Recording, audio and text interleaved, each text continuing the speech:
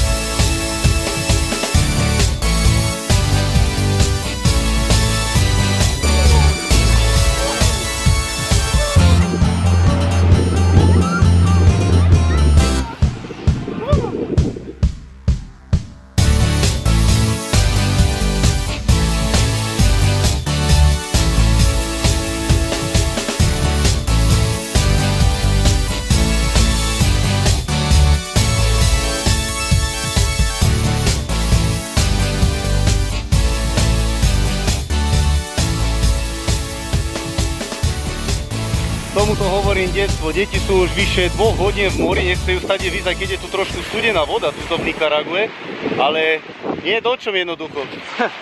My sme jednoducho šťastná rodinka, čo vám na to poviem?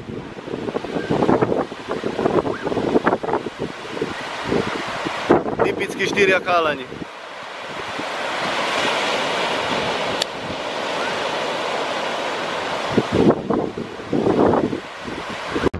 Čauko, pokedy deti išli do vody, som sa rozhodol sa s vami ešte trošku porozprávať na jednu tému, ktorá je mne osobne veľmi dôležitá. Ženuška tá je ešte v hoteli, pretože musela ešte niečo robiť na počítači a preto som si našiel trošku čas, aby som mohol aj hneď dokonať toto video. Čiže často sa ma ľudia pýtajú, že prečo my vlastne tak rýchlo napredujeme, alebo prečo sa nám tak darí a všetko nám tak vychádza, ako si to my vôbec naplánujeme alebo predstavujeme. Čiže čo by som na to povedal? Ono je to tak, že všetko to začína vlastne tu v hlave. Čiže ako si tu v hlave nastavený, ako to všetko vnímaš, tak sa to aj k tebe dostane. A koľko krokov ty spravíš v živote dopredu a koľko naspäť, to záleží alebo závisí len od tej dotyčnej osoby. A takisto to bolo aj prv u mňa a čo je veľmi dôležité a čo si ľudia často ani neuvedomujú je, že veľmi významnú úlohu v tom, ako rýchlo napreduješ, je jedno, v ktorých odvetviach hrá pevná vôľa. A pevná vôľa u mňa v mojom živote hrá veľmi významnú úlohu. Ja sa vždycky snažím dať 100%, keď nie viac ako 100%. A preto sa aj často odlišujeme od tých ľudí, ktorí nepodniknú alebo nechcejú podniknúť veľa, ale očakávajú veľa. Čiže to nie je také jednoduché. A ja by som to rád touto formou povedal, že si pamätám ešte, keď som začínal s tými bojovými umeniami, s tými filipínskymi bojovými umeniami, s tými bojovými športami som už začal pár rokov ešte predtým. A tu si ešte pamätám, môj najstarší syn mal okolo 6 rokov, Andrej 3 a tí dvojičky tí sa práve narodili, čiže boli akurát ešte v plienkach, čiže si asi viete predstaviť, aké to bolo. 6-ročné dieťa, 3-ročné a potom ešte dvojičky, ešte ďalší dvaja chlapci. Vtedy som pracoval ako výplacač hracích automatov. Tá práca ma moc nebavila, pretože som mal dočinenia s týmito hráčmi, s alkoholikmi a s podobnými ľuďmi, čo bolo jednoducho celkom iná odvetva, sa dá povedať, ako som ja, alebo s ktorými som ja chcel mať dočinenia.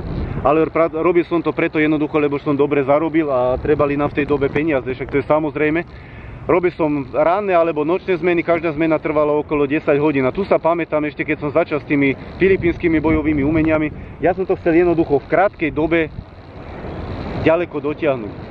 Ale preto som samozrejme musel niečo urobiť. Preto som trénoval jednoducho každý deň, ozaj skoro každý deň. A si pamätám, keď som koľko razy išiel z nočnej zmeny cez víkend, som sa dohodol s mojím trénerom, že či by ráno okolo takej 4:30, 5:00 už mal, lepšie povedané, či by sa mu chcelo vstať sobotu aj nedeľu a či by mal čas alebo chuť jednoducho 2-3 hodinky si so mnou zatrénovať. Čiže viete si predstaviť, ja som prišiel po nočnej o nejako takej 2:30, pretože ja som pracoval vo Viedni, býval som ale 35 km od Viedne. Pokedy som prišiel domov, bolo 2:30, 3:00, záleží na tom, či koľko bolo aut na cestách alebo od počasia. A som sa prezliekol, osprchúval, najedol a išiel som zase 45 km celkom iným smerom k môjmu trénerovi. Či bola zima, či bolo leto. Tu sme sa stretli, trénovali 2-3 hodiny a to vám poviem, že cez zimu to niekedy nebolo jednoduché. Keď bolo minus 15 stupňov, tak zavčasu ráno. Ja už som bol unavený, som mal 10 hodín práce za mnou. Tu sme si odcvičili, potom som išiel domov, zase 45 km som sa prezliekol, osprchoval, najedol. Lahol som si na také 3-4 hodiny, pokedy ma deti zase nezobudili. A pretože aj oni chceli mať so mňa niečo, čiže ja som zase taký človek alebo taký otecko, sa dá povedať, čo strašne veľa s deťmi podnikne a mne to je veľmi dôležité.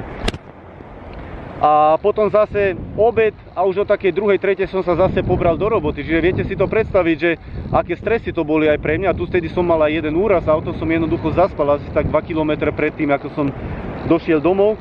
A som behol do takého hlbokého kanála, asi 0,5 metra od stromu som ostal stať. Tu som mal ozaj veľké šťastie, ale všetko dobre dopadlo. A jednoducho som to v krátkej dobe dosiahol na inštruktora pre Rakúsko, ja ako Slovák. A veľa ľudí sa ma vtedy pýtalo, že wow, ako to všetko robíš so 4 deťmi, aj do roboty, aj deti, aj tréning. Neskôr som aj vyučoval a ešte som robil aj seminári. Všetko sa dá v živote zvládnuť, keď máš ozaj pevnú vôľu a chceš niečo v živote dosiahnuť. Čiže keď máš nejaký cieľ a nejaký sen a ideš si pevne za tým, tak to 100% dosiahneš. Pre niektorých ľudí je pevná vôľa nepodstatná, pretože oni sú spokojní tak, ako to je. On si ráno stane, ide do roboty, pracuje 8 hodín, príde domov, sobotu, nedeľu má voľno, má do roka svojich 5 týždňov dovolenky, čiže on nechce v svojom živote vlastne nič meniť. Ja som chcel niečo v živote dosiahnuť, či to je v tréningu, či to je teraz tu, ako si takto slobodne žijeme. Toto som chcel tiež jednoducho dosiahnuť, ako som už povedal v jednom videu pred 10 rokmi, že v 40 rokoch už nebudem pracovať a teraz mám 39 a som to ešte o rok skôr dosiahol, a tu som povedal v inom videu, že všetko sa dá v živote dosiahnuť, keď si jednoducho stojíte za tým. A keď mi niekto povie, že to je ťažké a ja nemám čas a podobne, ale potom pozerá 3 hodiny alebo 4 hodiny televízor, ale nemá čas ísť na tréning, alebo niečo urobiť pre seba, alebo s deťmi, s rodinou niečo podniknúť, čiže to sú pre mňa len také lacné výhovorky. To isté, keď si niektorí ľudia na konci roka alebo pred novým rokom dajú predsavzatia, že od nového roku začnem s tým, začnem urobiť niečo pre seba, začnem urobiť preto, aby som sa oslobodil, aby som za pár rokov žil ani tiež niekde slobodne a nezávisle, ale po mesiaci, dvoch to už zase oslabne, ochabne a už zase je v tom istom systéme alebo v tej istej koleji, kde bol aj predtým. Čiže pevná vôľa hrá v našom živote veľmi významnú úlohu. A keby som nemal takúto pevnú vôľu a nebol by som jednoducho tak dynamicky za tým, nestal by som si tak dynamicky za tým, že chcem niečo v živote zmeniť, tak by sme si nikdy takto slobodne a nezávislo nežili. Čiže ani u nás nič neprišlo len tak z neba. A aj tu ja neležím celý deň len na pláži, čiže ja koľko razy včera som napríklad išiel o 3:30 aj so ženou o 4:30 ráno spať, pokedy sme mi ešte nejaké videá strihali aj pre ten nemecký kanál, aj pre ten slovenský kanál, potom náš internetový biznis, potom tie 2 stránky na Facebooku, veľa ľudí sa nás pýta, musíme odpovedať, čiže to je tiež práca, ale samozrejme práca, ktorú si ja môžem rozdeliť tak, ako si to ja želám, ako nám to vyhovuje, a to je super. Ako vidíte tu teraz, deti sa hrajú do obeda, ako si vidia, sme hrali futbal. Jednoducho my si žijeme tak, ako my chceme, čiže my máme taký život, v ktorom dovolenku ani nepotrebuješ, pretože toto je naša dovolenka. Ale ako som už povedal, tiež neprišlo nič len tak, pretože väčšina ľudí vidí všetko len akoby že ako sa už teraz máme, ale nikto nevidel tú cestu, nikto nevidel tú odvahu a nikto nevidel tú pevnú vôľu, ktorú sme mali pre toto uskutočnenie nášho cieľa alebo našich snov. Čiže tuto ti ukážem ešte rýchlo. Dneska je pondelok, dneska je tu o moc krajšie na tejto pláži. Včera tu bolo strašne veľa ľudí, ako som už spomínal, cez víkendy, nie len cez víkendy, ale cez víkendy prevažne. Je tu strašne veľa ľudí, aj tých domácich, ale strašne veľa Američanov, Kanaďanov a oni nemajú nič iné na rozume, len sa tu spíjať a party robiť a potom tu ležia všelikade po plaži, hen tam pod tými palmami vzadu a deti sa ma vždycky pýtajú. Včera sa ma aj Patrik pýtal, že oni prídu sem, spravia dovolenku 2-3 týždne a potom nič iné nerobia, len sú v liehu a pijú alkohol. Ale mne je to jedno, mňa to absolútne nezaujíma. Pozrite sa na tie deti.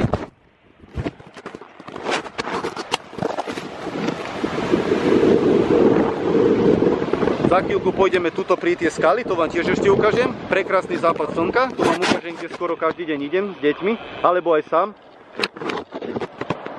Vidíte ich, jak sa hrajú? Takýto východ alebo západ slnka je ozaj fantastický, čiže asi za takú hodinku, keď príde aj moja ženuška, tam pôjdeme a ti ukážem, ako to tam vyzerá na tej druhej strane. Je to ozaj nádhera, keď si tam staneš a si vychutnávaš ten západ slnka, čiže vidíme sa za chvíľku, maj sa. Museli sme sa rýchlo vrátiť, lepšie povedané ja a David, pretože si asi takých 500 metrov ďalej, tam kde sme sa kúpali, zabudol papuče.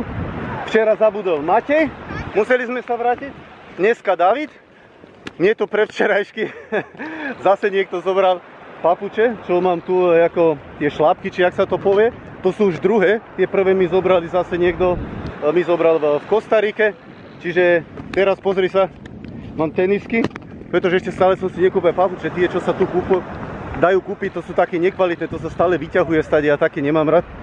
Ale nevadí, už vydržím, lebo tú ďalšiu cestu, čo máme teraz naplánovanú, za také 2 týždne, tam asi papuče teraz nebudú treba, tam ešte tak teplo není, ale kam to ešte neprezradím presne. Tuto ako vidíš, tu sme už boli 3-krát, tam je tá socha Ježiša a tuto k tým útesom ideme teraz. Pozrite, čo sme tu teraz našli, to tu vyplavilo, to je malá raja a takéto niečo, vidíte ten chvost? On tu má taký špic a to mojej žene Anke to pichlo do nohy, ale celkom malé, chvála Bohu, nie je takéto veľké, ale čo človek všetko nenájde, pravda? Deti práve zase našli pred chvíľou vyplaveného ten raja, či ako sa to volá, to čo ste predtým videli, tam bol ešte aj ten špic na chvoste, neviem prečo ich je toľko, toto nesmiem ženuške povedať, ináč sa už nepoje kúpať do vody, pretože ona má už zlé skúsenosti s tým.